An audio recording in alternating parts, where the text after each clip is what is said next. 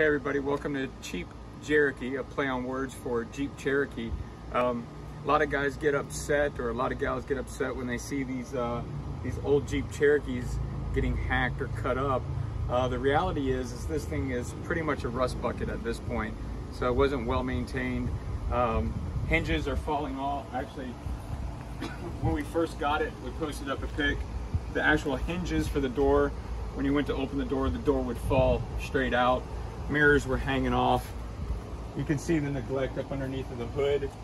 Come on around and look at the interior. We finally got the interior decked out, but when you could take your hole or a finger and stick it through a hole in the rust, all these areas start to rust out. So we're eventually going to be cutting out the door or the roof and putting a tonneau cover on. We found some really inexpensive seat covers. My wife is really good about that. They're waterproof.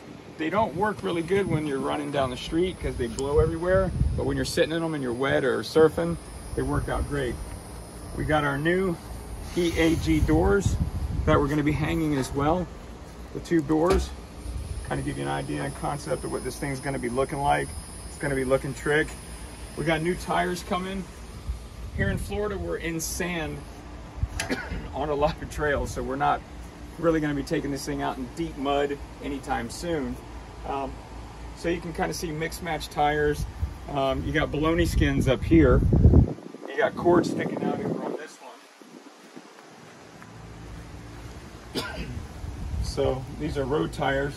And you got some mud stars back here that have got nails in them, screws in them, and they're just really, really shot. So, and again, the rust that you see through and through. The back where the carpet is, we've gone and opted for the time being, which the gas shocks actually work on this thing, which is incredible. So we just took our old Isuzu cover or cargo carrier, put in the back, but underneath here, this old netting, cargo netting, it is rust. So we're gonna end up putting some diamond plate. We'll go along that trip with us. You get an idea here before we take a wire brush to it of what that looked like. This panel wasn't in. We actually had to take it out. It was so bad and covered in mud, just saturation. So we pressure washed it. But EAG bumpers, these bumpers are going to be coming off. But let's just touch base on the Ryobi power washer.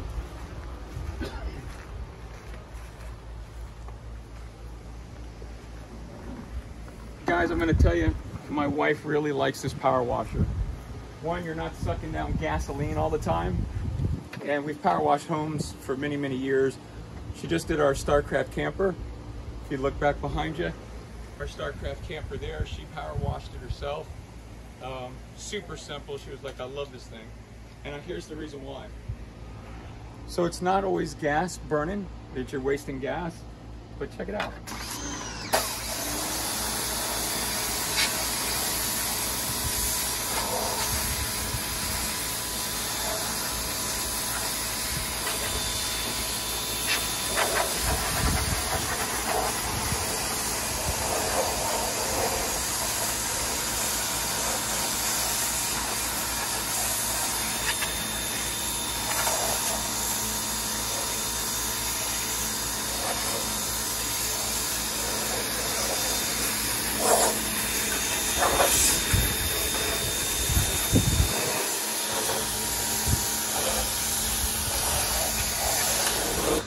Now, I've been detailing cars, restoring cars, old motorcycles, super bikes for many, many years.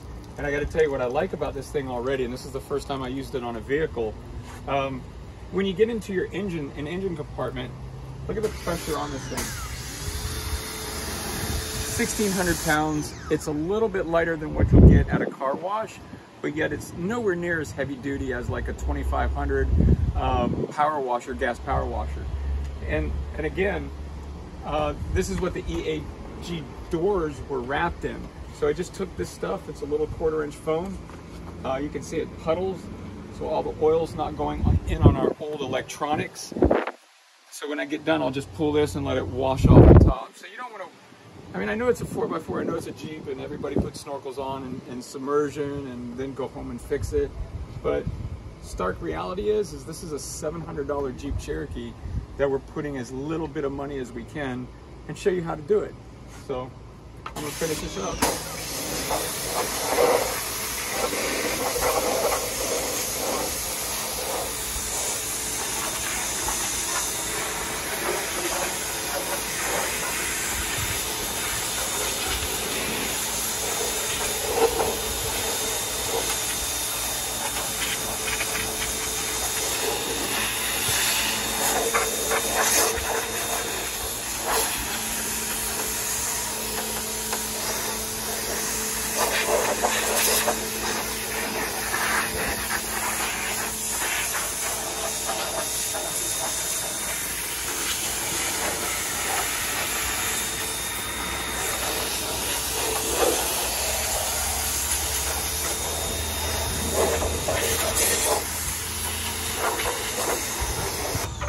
Now, what I can tell you about this already I love is right now, if you were using a high pressure power washer, this whole area would be saturated. A little bit of water drippage there, of course, but other than that, really liking that this is not blown like the old cable apart. It's not blown the old spring off. It's just really delicate enough. And this is what we've kind of done over here. I just took a hook and loop right now because the cable was all frayed. It was horrible. So this is the hood latch. So I just made it to where took some white tape, kind of guards it, and that is our hood latch, kind of stays up there. And again, we're not worried about fixing everything. We just want to make this a very, very inexpensive project. Have fun with it. Take our dogs out, run it, and let the kids have fun. Now let's talk side by sides for a second. $7,000, $8,000, $10,000, and you can't ride them on the street. When we go in the back of our community here and take our 2 border collies out for a run, what I love about this is it's inexpensive on insurance. It doesn't cost an arm and a leg. And after we're done 4-wheeling for the day, we can legally take this thing out to Twisty Treat, to go get some ice cream, or even take it out to dinner. And let's compare this even to a golf cart in a golf cart community where we live at. Is $2,500 to $5,000 to $6,000, $7,000 for a golf cart.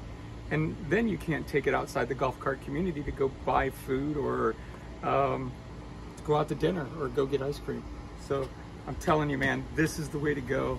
An old school 4x4, inexpensive as hell. Find one that the kids beat up a little bit and clean it up and have some fun.